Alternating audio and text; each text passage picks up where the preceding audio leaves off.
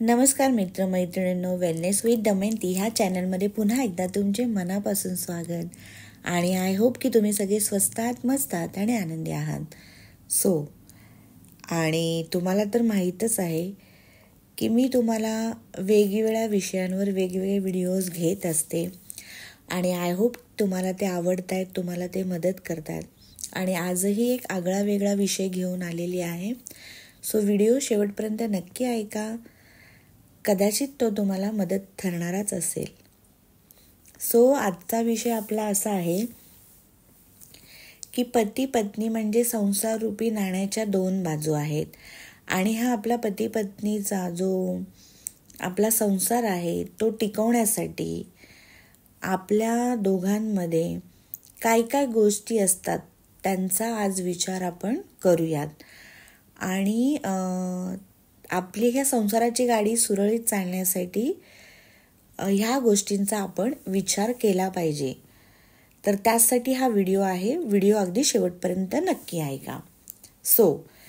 आता पती पत्नीचे जीवन एका नाण्याच्या दोन बाजूप्रमाणे असते. दोघात अभिन्नता असते, ऐक्य असते. दाम्पत्य जीवन स्त्री पुरुषांची अतूट गाठ असते.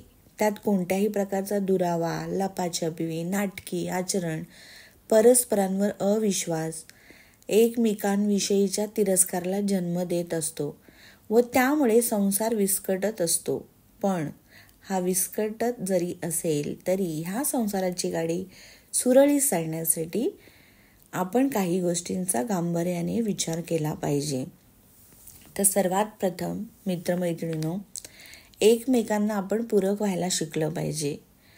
ते कसं? तर आपल्या मानसिक गरजांच्या आधारावर पती पत्नीकडून खूप सारे अपेक्षा करीत असतो. गंभीर प्रसंगी सल्लागार, जेवते वेळे आईचे वात्सल्य, आत्मसेवेसाठी आज्ञाधारक नोकर आणि जीवनाच्या वाटेवर एक जिवलग मैत्रीण आणि गृहिणी इत्यादी जबाबदाऱ्या स्त्रीला पत्नी रूपात पार पाडाव्या लागत असतात.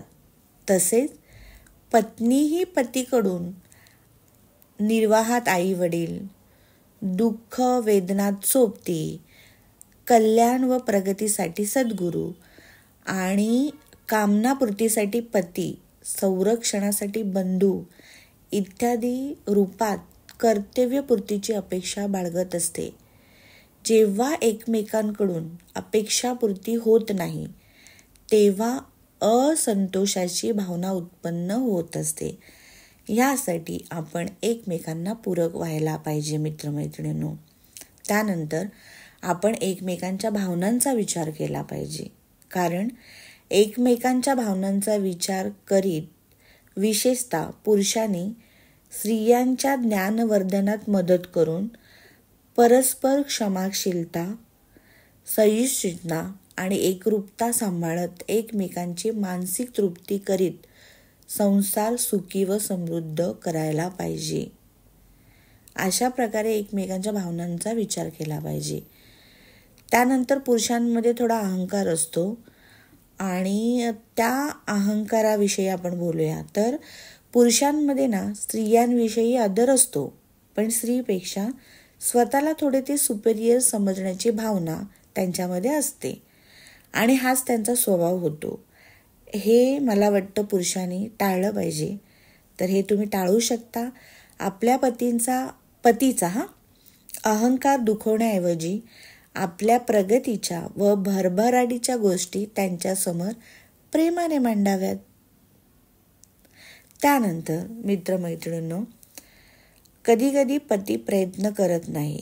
ते कसं आपण थोडक्यात बघूया. तर संसार विस्कटच असेल तर विस्कटू दे. पुरुषांना याची पर्वा स्त्रियांपेक्षा कमी असते. तो यासाठी प्रयत्न करणे गरजेचे समजत नसतो. वास्तविक तो स्वप्रयत्नाने संसाराचा कायापालट करू शकतो. स्वतःच्या सुधारणेसोबत पत्नीच्या शिक्षण, ज्ञानवर्धन, कल्याणासाठी प्रयत्न करून दाम्पत्य जीवन यशस्वी करू शकतो. यासाठी धैर्याने आणि विवेकाने एकमेकांना समजून घेत स्वतःचा स्वभाव व आचरण बदलत त्याने संसार सुखद करण्याचा प्रयत्न करावा. ओके. तर परस्परांविषयी टीका टाळावी. पती पत्नी परस्परांवर टीका करून आपापसातील मधुर संबंध कडवट करीत असतात.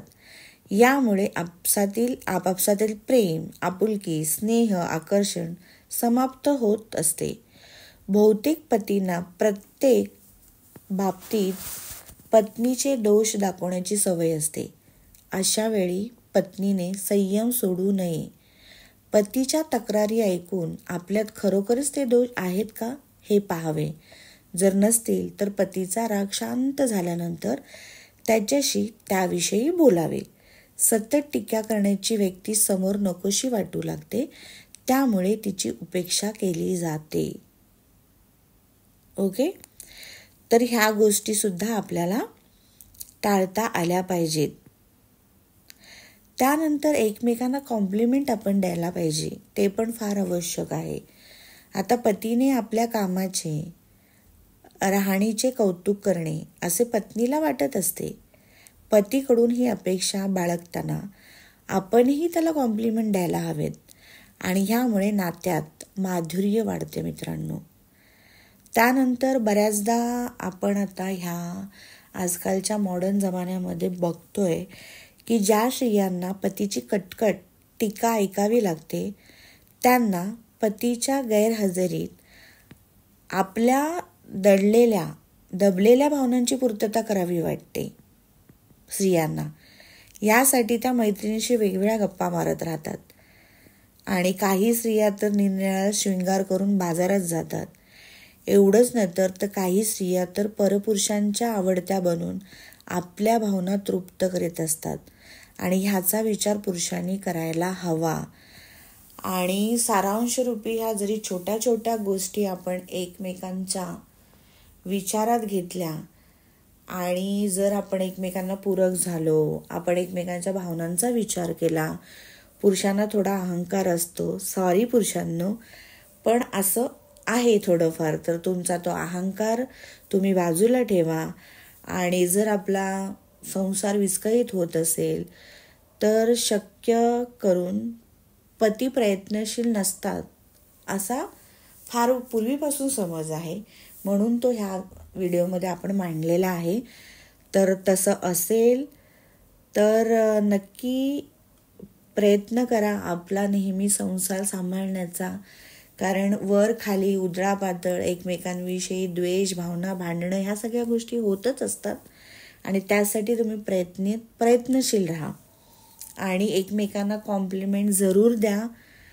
आणि जो शेवटचं मी सांगितलं की काही पुरुषा काय काय करतात, तर त्या अशा आपल्या स्त्रिया जर करत असतील, आपल्या बायका जर करत असतील तर पुरुषांनी नक्कीच ह्या गोष्टीचा विचार करा आणि तिला नक्की काय पाहिजे त्या गोष्टीचा शोध लावा.